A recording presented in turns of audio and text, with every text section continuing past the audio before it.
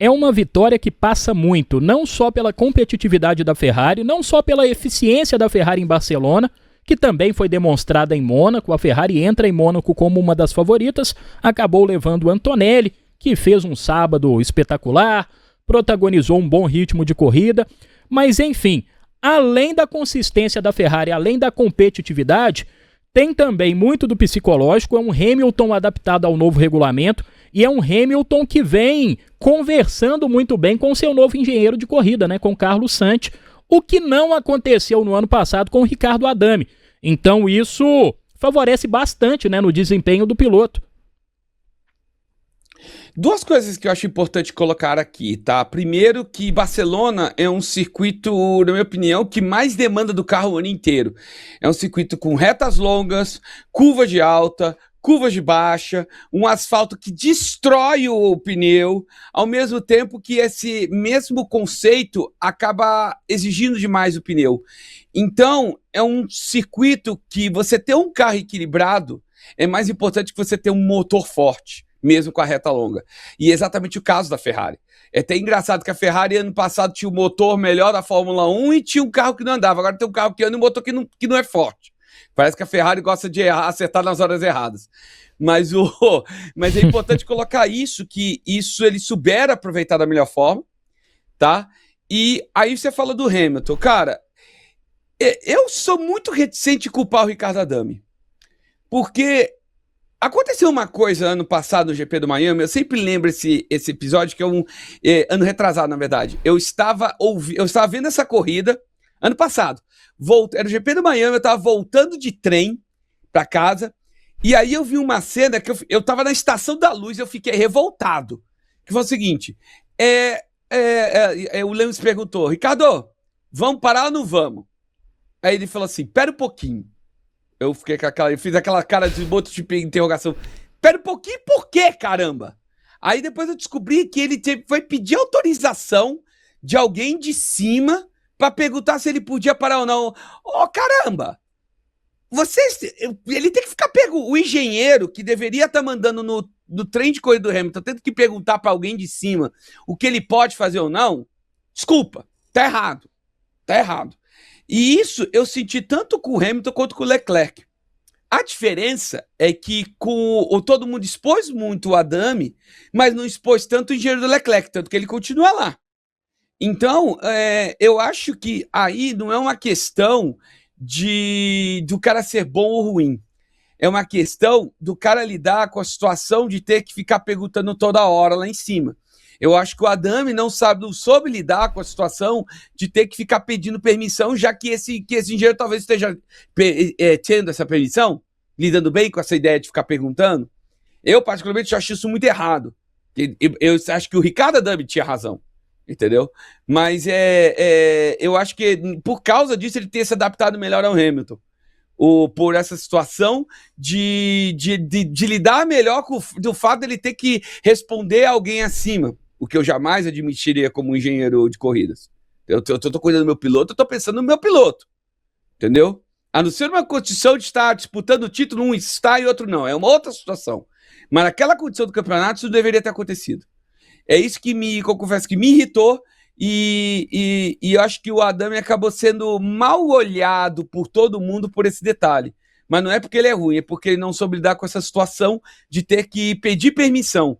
E aí eu acho que agora o Hamilton tá lidando melhor com este cara que tá hoje. Só que é aquele negócio. Vamos colocar agora da seguinte maneira. Se o Adame tivesse entrado na corrida com um carro bom que ele tá hoje, que tá melhor que o ano passado, ele teria tido esse mesmo problema? Eu acho que essa coisa é para se considerar nessa história toda. Fica o sinal de interrogação. Mas de fato, né, Ana, é aquela situação.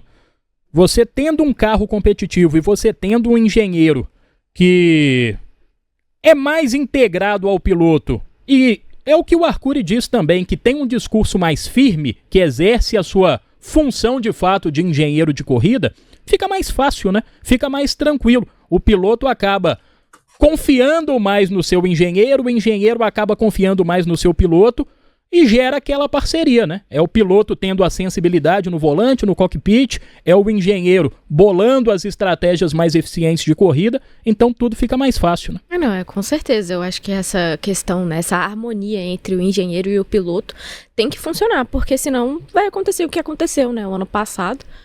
E o Hamilton parece que está se entendendo bem com o atual engenheiro, e isso é bom, porque vai fazer com que ele mantenha essa consistência dele nas corridas, e essa questão de ser firme, né? O engenheiro, ele tem que se posicionar, não precisa, eu acho que na minha opinião, pedir uma autorização de uma pessoa de cima para poder falar para o piloto parar. Não, você tem que pensar no bem do seu piloto ali.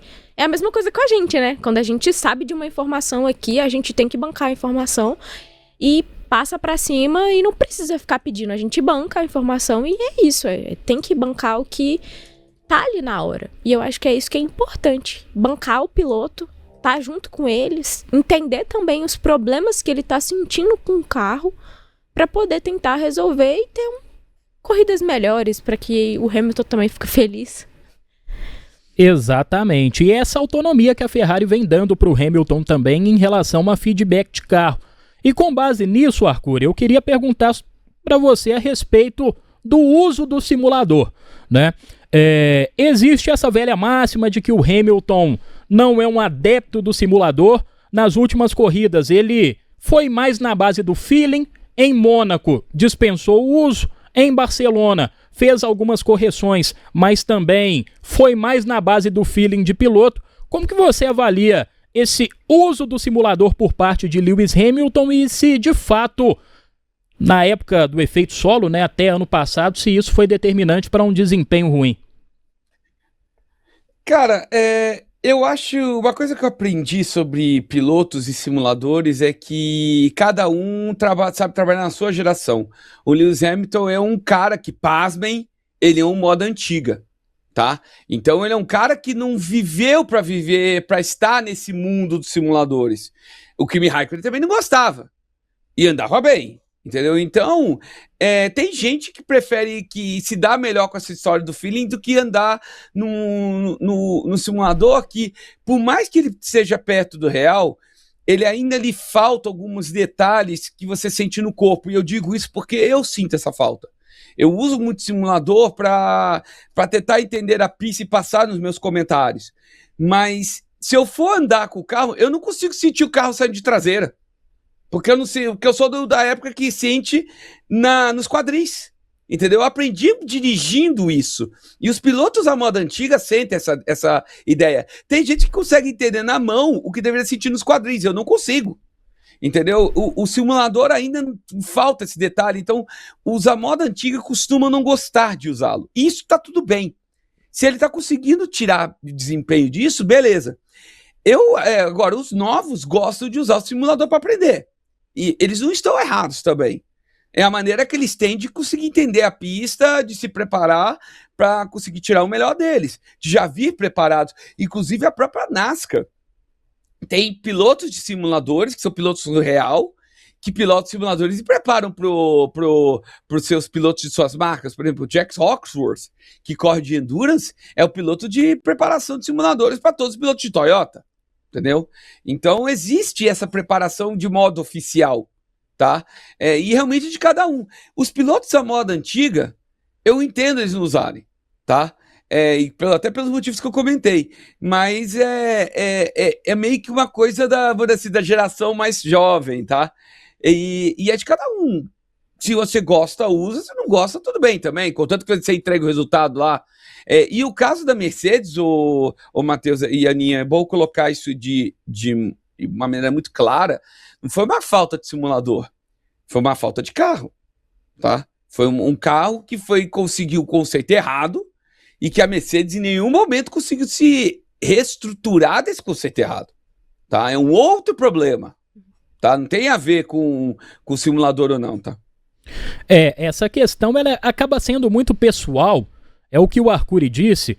Cada piloto vai ter o seu método de trabalho, né? O próprio Verstappen, me lembro de uma entrevista, isso no final do ano passado, no canal Pelas Pistas, né? Excelente podcast, inclusive, do Thiago Alves, do Nelsinho Piquet, do próprio Christian Fittipaldi. Verstappen foi ao pelas pistas junto com Gabriel Bortoleto e o Max disse: eu prefiro o simulador do que o kart, porque o simulador ele te dá uma ambiência a mais de corrida que o kart não te dá.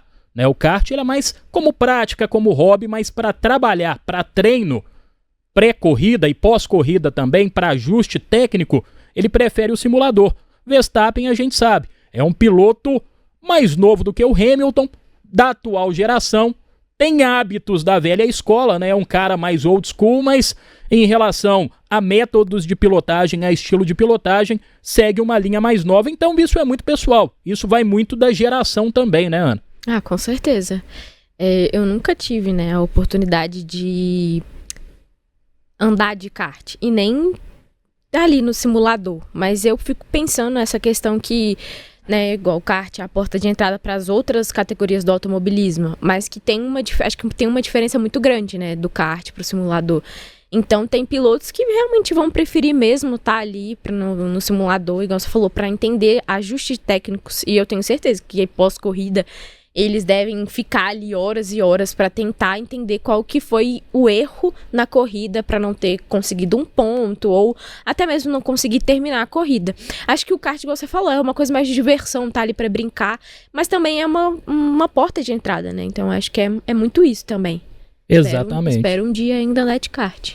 Mas você tocou num ponto interessante. Acaba que o kart é a porta de entrada e é um método mais tradicional, né? O simulador, ele entrou agora. Arcuri, você chamou? Chamei. Para colocar o seguinte, o kart, ele não é realmente não é preparação para nada, no caso de pilotos já profissionais, mas é uma maneira que você tem de se manter em forma. Porque, goste ou não, apesar de você estar andando em velocidades menores, as reações são parecidas, a velocidade de reação é parecida, as forças Gs que você está colocado no kart são parecidas. Então, para o piloto, ajuda como preparação no sentido de se ambientar, vamos dizer assim, ambientar o corpo para a corrida, entendeu? Para a situação que está por vir. Já que você não pode treinar no Fórmula 1, então você treina num kart, entendeu? Mas não no intuito de você treinar setup, não, isso não tem nada a ver. Mas para você treinar o teu corpo para a corrida. Isso sim, o kart é importante.